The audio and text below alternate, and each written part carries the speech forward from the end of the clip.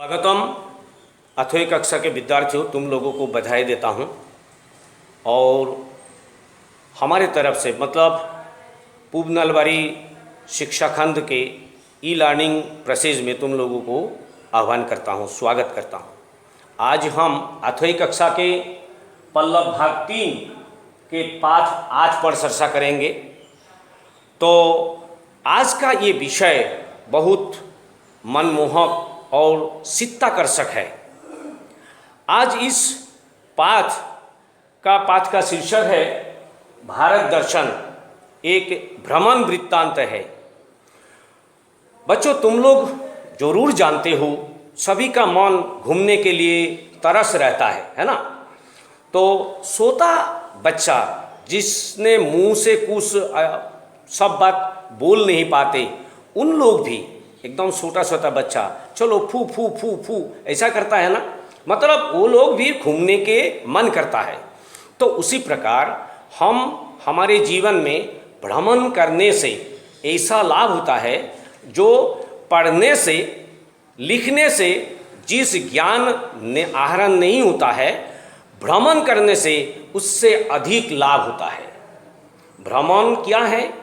तो भ्रमण ये है कि जिसके द्वारा हम चक्षु दृष्टि से अपने आँखों से देखकर इसके बारे में स्पष्ट धारणा ले सकते हैं।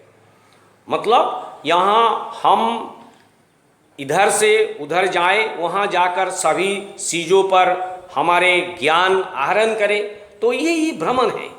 तो तुम लोग भ्रमण में जरूर जाते हो। तुम लोगों के स्कूल के छात्र छात्राएँ अभी 9-10 के छात्र छात्राओं को ज्ञान यात्रा नामक भ्रमण में लिया जाता है ना। ये शिक्षामूलक भ्रमण है और हमारे आज का इस पाठ भी एक शिक्षामूलक भ्रमण है। जिस रमेन नाम की एक लड़का और 20 साथियों के साथ विद्यालय के भवेन नर्जरी सर और दीपाली पेगू मैदाम के नेतृत्व में उन लोगों ने भारत दर्शन के निकला। हम पाठ की वर्णन के साथ साथ तुम लोगों को इस पाठ के बारे में ही बताऊंगा। तो भ्रमण करने के लिए उन लोगों ने ये शिक्षामूलक जो भ्रमण है, ये शिक्षामूलक भ्रमण के लिए 2011 के 30 सितंबर में घर से निकला और सुबह गुवाहाटी से उन लोगों की सफ़र शुरू हुआ, रेल यात्रा शुरू हुआ। तो उन्होंने रेल पर सवार करते करते कब सरायघाट पुल छोड़ के आया, उनके बीच ऐसा एक आनंद का माहौल है जिसे उन लोगों ने ये ब्रह्मपुत्र पर बनी हुई सरायघाट पुल कब सूर आया पता ही नहीं। साथ ही साथ उन लोगों के कान में एक अलग अलग आवाज़ गूंजने लगा, टेकली पिठा गरम गरम टेकली पिठा गरम लाल चाय छाने समोसे चाय गरम। ऐसा जो आवाज़ है, ये आवाज़ तुम लोग जरूर रेल सफ़र करते हो और रेल सफ़र में ये आवाज़ सुनने को मिलता है। अलग जगहों में अलग अलग धुन लगाकर फेरी वालों ने सामान बिकने के लिए आते हैं और उन लोगों ने भी उसी तरह सुबह 30 तारीख को सुबह गुवाहाटी से निकले और शाम तक असम की सीमा पार करके आगे चल गया और आगे वेस्ट बंगाल मतलब पश्चिम बंग जब आ गया, वहाँ बंगाली भाषा की मिठास सुनने को मिला।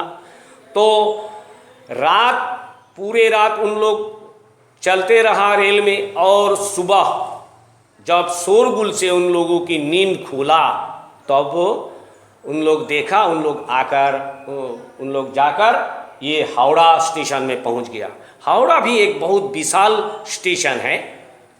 भारत के रेलवे में हावड़ा जंक्शन का एक अलग नाम पहचान है। तो वहाँ उन लोग जाके बहुत सारे कुछ देखा।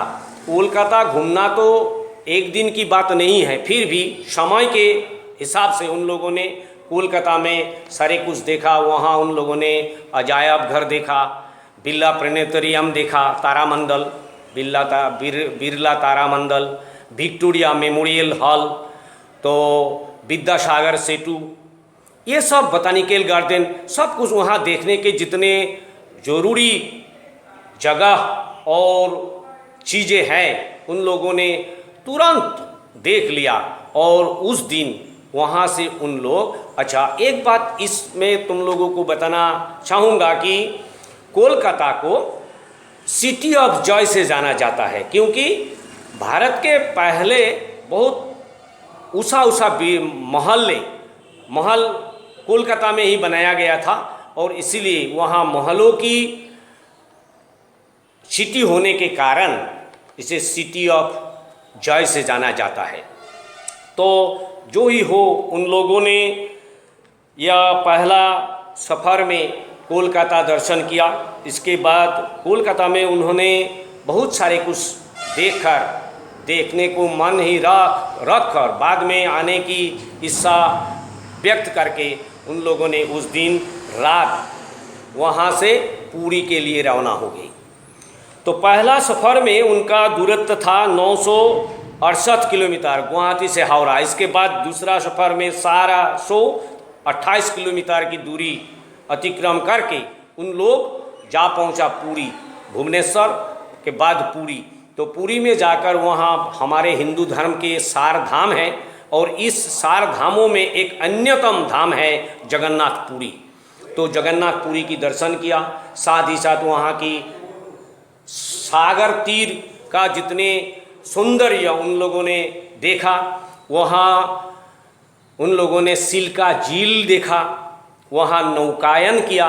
इसके बाद वहाँ उन लोगों ने वहाँ से मतलब 3 तारीख को उन लोगों ने कोणार्क गया। कोणार्क में एक मंदिर है जिसका नाम सूर्य मंदिर। ये सूर्य मंदिर भव्य एक सूर्य की रथ बनाया गया है, और उस रथ के ऊपर बनाया गया ये भव्य मंदिर है। तो सूर्य मंदिर देखने के बाद उन लोगों ने उस दिन शाम को 3 बजे वहाँ से कोणार्क एक्सप्रेस से उन लोग मुंबई तक चले। मुंबई जब उन लोगों ने मुंबई जाने के रास्ते में उन लोगों ने पहले विशाखापत्तनम मिला 10:30 बजे। विशाखापत्तनम बहुत बड़ा जंक्शन है। उसके बाद उन लोगों ने वहाँ दक्षिण भारत की खाने चीज़ों का जो अलग अंदाज, डोसा, इडली, ये सब मिलने को लगा। उन लोगों में से किसी ने ये भी खरीदा, खाया, और इसके बाद उन लोग आगे बढ़ा, और 4 तारीख को सुबह उन लोग विजयवाड़ा पहुंचा। दक्षिण भारत के दक्षिण रेलवे की ये मुख्यालय भी है, और विजयवाड़ा एक बहुत बड़ा दक्षिण रेलवे का बहुत बड़ा जंक्शन है। तो जो ही हो, वहाँ तेलुगु भाषा चलता है। उन लोग हैदराबाद, सोलापुर ये सब पार करके मतलब 5 तारीख को सुबह मुंबई पहुँचे। मुंबई में उन लोगों ने, मुंबई को माया नगरी के नाम से जाना जाता है। सभी का मन पहले से ही मुंबई देखने को था, और उन लोग जब मुंबई पहुंच गया तो आनंद में उन लोगों की ऐसा अवस्था हो गया कि बता नहीं सके। उन लोग इतना आनंद और इतना खुशी में था। तो जो ही हो, वहाँ भी मुंबई भी 2-4 दिन में घूमना ख़त्म करने की जगह नहीं है। फिर भी समय के कारण उन लोग कम समय में, पहले माया नगरी के उन लोगों ने किया, इस मुंबई को भी विश्व धरोहर में यूनेस्को द्वारा एक विश्व धरोहर के रूप में माना जाता है। और पृथ्वी के जितने सारे व्यावसायिक स्थल हैं, बिजनेस प्लेस हैं, व्यावसायिक केंद्र है, उनमें इस 10 में से एक मुंबई भी है, और ये यूनेस्को द्वारा घोषित किया गया है। तो जो ही हो, उन लोगों ने ये विश्व धरोहर और ये जो छत्रपति शिवाजी टर्मिनस, ये बहुत बड़ा विशाल जंक्शन है। तो इसे यूनेस्को द्वारा विश्व धरोहर में स्वीकार किया गया। तो उन लोगों 5 तारीख को उन लोगों ने बहुत सारे कुछ चलचित्र उद्योग देखा। वहाँ जाकर बॉलीवुड के जाने माने सितारों की बंगला देखे, नरीमन प्लांट, चौपाटी, जुहू, मेरिन बीच, ये सब देखा। और देखने के साथ साथ उन लोगों ने वहाँ से आगे जाकर मुंबई के सागर तट पर बनी हुई गेट ऑफ इंडिया देखा। वह ये भी एक विराट बहुत विशाल इमारत है, एक गेट है। तो वहाँ उन लोग जाकर ये गेट ऑफ इंडिया देखा। और सागर के अंदर, सागर के बीच जो एलिफेंटा गुफा है, चारों तरफ पानी ही पानी है और पानी के बीच एक गुफा है जिसे एलिफेंटा गुहा से जाना जाता है। ये एलिफेंटा गुहा भी देखा है।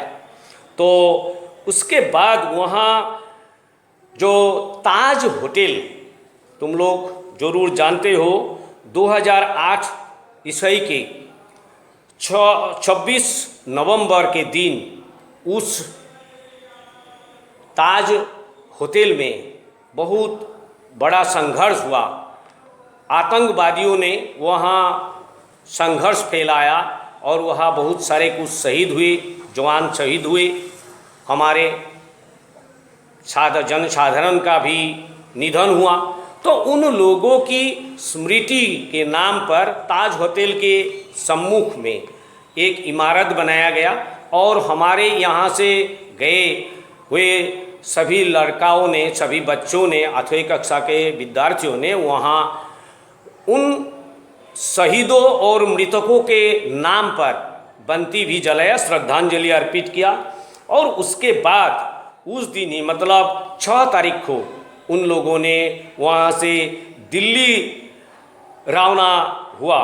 तो दिल्ली और मुंबई की दूरी 1712 किलोमीटर है। तो उन लोगों ने जाने के समय मुंबई से दिल्ली जाते समय भोपाल मिला है। और जब भोपाल मिला तब उन लोगों को भोपाल जो गैस दुर्घटना है हुआ था, ये भोपाल गैस दुर्घटना के बारे में उन लोगों को नारजारी सार ने बता दिया। साथ ही साथ उन लोग आगे चलकर ग्वालियर पहुँचे और उस झांसी होकर झांसी ग्वालियर ये अतिक्रम करके उन लोग रात 12 बजे दिल्ली पहुँचे। मतलब 7 तारीख को उन लोग दिल्ली पहुँच गया। और इसके बाद 8 तारीख उन्होंने दिल्ली के बहुत सारे कुछ देखा है। इनमें से राष्ट्रपति भवन, संसद भवन, लाल किला, कुतुब मीनार, कमल मंदिर जिसे बौद्ध धर्म का उपासना स्थल है, कमल मंदिर बहुत सुंदर है। तो इसके साथ साथ अक्षयधाम मंदिर आदि बहुत सारे कुछ देखा है। और इसके बाद मतलब 9 तारीख को उन लोगों ने वहाँ से बस से आगरा चल दिया। और ये दिल्ली से आगरा की दूरी 215 किलोमीटर होता है। तो उन लोग वहाँ गया, आगरा ताजमहल देखे। शाहजहां ने अपने बीवी मुमताज़ के स्मृति रक्षार्थ ये महल बनाया था। तो ये मरमर से बनी हुई ये ताजमहल 1983 में यूनेस्को द्वारा विश्व धरोहर में स्वीकार किया गया, विश्व धरोहर की रूप से इसे माना गया था। तो वहाँ से उन लोग 2 किलोमीटर दूरी, आगरा ताजमहल से 2-2.5 किलोमीटर दूरी पर जो आगरा किला है, आगरा किला भी देखा। तो इसके बाद उन लोगों ने फिर दिल्ली लौट आए। और दिल्ली से उन्होंने 10 तारीख को, 10 अक्टूबर को रात 11:30 बजे ब्रह्मपुत्र मेल द्वारा गुवाहाटी तक लौटे।